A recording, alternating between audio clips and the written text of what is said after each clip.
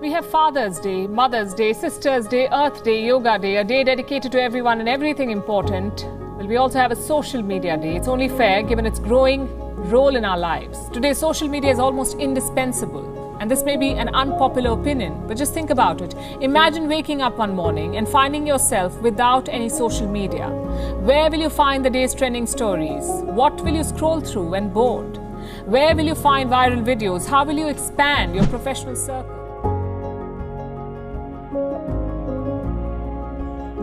Social media, the new addictive drug in our society. We think our life is measured by the amount of likes and dislikes we get. And this is what the social media companies want from you. The more hours you spend, the more money they get. But is this worth it? Will it change our lifestyle? When we want to post anything, we always ask the question, will people like this photo or video? We have created this atmosphere where Instagram, Facebook, and WhatsApp are our main breakfast, dinner, and lunch. And never to forget about the fake life we have created, posting as billionaires and millionaires in exchange for likes and dislikes. Life is not measured by the amount of technological likes we get from social media. And whenever someone posts a negative comment, we get frustrated. The social media is great at connecting people together as one community, but this has a major disadvantage to our lives. There is the behavior where you find yourself hooked to your phone and you can't stay a minute without using the phone. I am also an addict to social media. The same goes to me. When I was writing this article, I spent hours on the phone. My screen time shows that I spent 19 hours on the phone. But still, if you know the problem associated with social media, you can't stay away from your phone. How can we solve this problem? By staying away from social media or by fixing your attraction towards social media? Stick with me in this video cause you're going to know more about the drug we are talking about. Without wasting much time, let us hit the nail on the head. I think we can very quickly devolve into a dangerous game where we're trying to out-victim the other person. And it's a way to get attention, especially online. But it doesn't, you can't have a functional community based on it.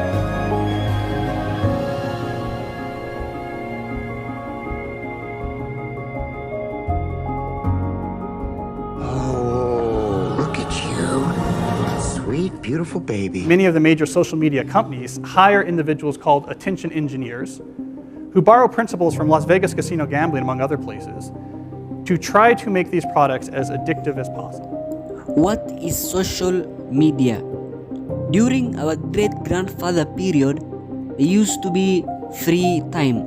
But currently, in the 21st century, our time is scheduled. Is this what we call freedom? Is this the kind of life we want? Spending hours on the screen?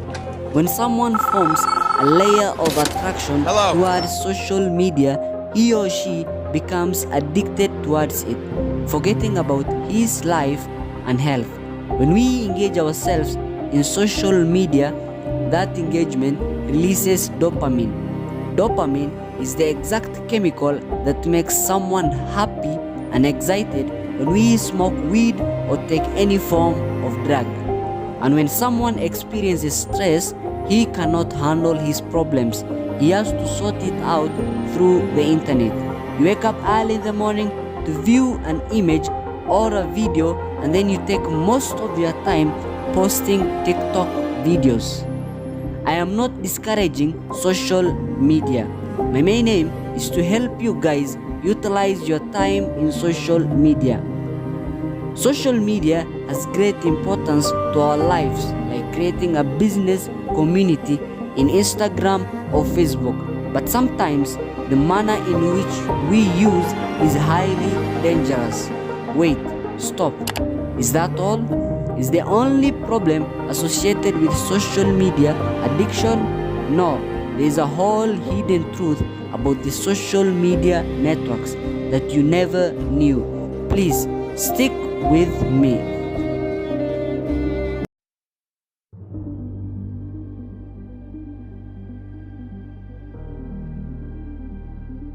Past about a few, like one called Musical.ly, and now a video sharing app was bought by another app company, rebranded into something that might be just as troubling. 7 News anchor Diane Lee here with a warning.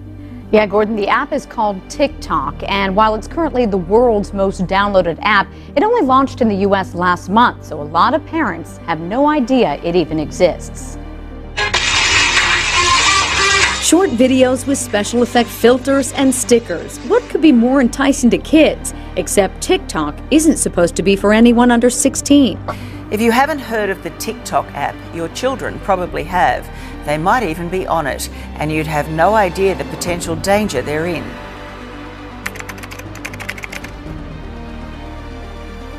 It's impacted the world in such a positive manner that we want it to stay, regardless of what changes have to be made. It's very sad to think that that could just disappear, because TikTok has enabled a lot of people who didn't necessarily have the opportunity to jump into the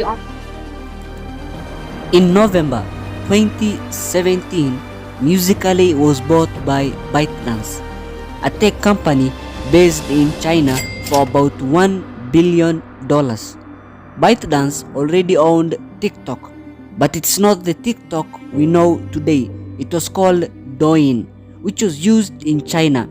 Douyin was released in September 2016, just like Vine. It was an app where users could upload short content videos.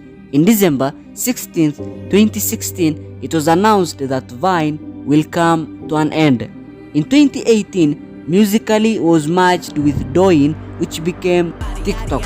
So TikTok was formed, and it had trended a lot in the social media platforms where users could post videos and go viral. That's not all. Have you ever asked yourself what it takes to be in FYP For You page?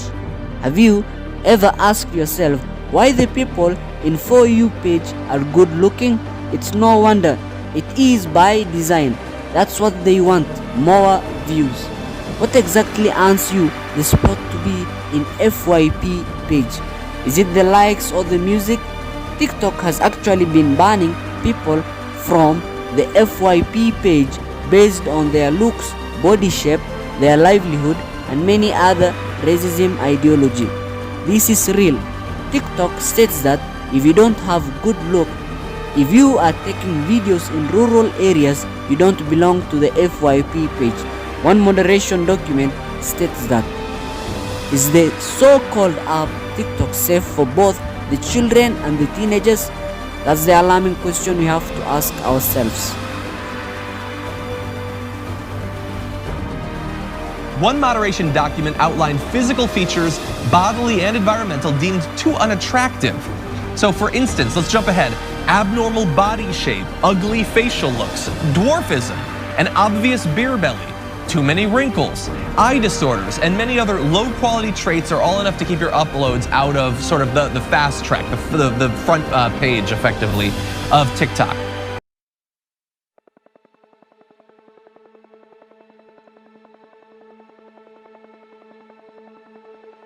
Few of us can debate, right, that there's an increase in depression, anxiety, and suicide amongst young people. I mean, the statistics are alarming. The highest rate increase of suicide in the United States is girls 10 to 14 years old. The number of girls 10 to 14 years old, the number of suicides has tripled in the past 15 years, right? Girls also engage in social media 40% more than boys. It's not a causal relationship, but there's a correlation that's probably worth looking at. Social media platforms like Facebook, Instagram, and TikTok are great at making people look beautiful and handsome. These apps have filters that make people look glamorous. Why the hell lie to yourself? Some people have gone to the extent of making fake lives. Instagram, the favorite app for most people, which is great at making people know the importance of plastic surgery. Social media is great at making filters and Photoshop apps to make them look great. It makes you wonder that life without a Lamborghini sucks. Nowadays, there are profound influencers who post as rich people and making fool out of people, posting fake quotes and fake motivational words to make you feel that you're less in this world. They make you feel that you're the worst and they are the best. Is it worth lying to yourself and people? Posting as good looking models, but in real sense, you're not on that level. This behavior increases stress among users because of their comparison to social media. Life is great at creating opportunities not through the easy way, but the hard way. You have to struggle a lot in order to reach that level.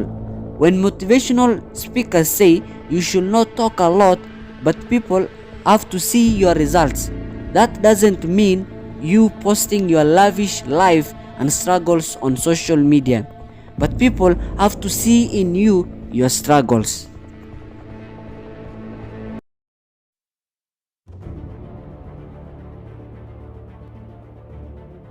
Where I think we have created tools that are ripping apart the social fabric of how society works. That is truly where we are.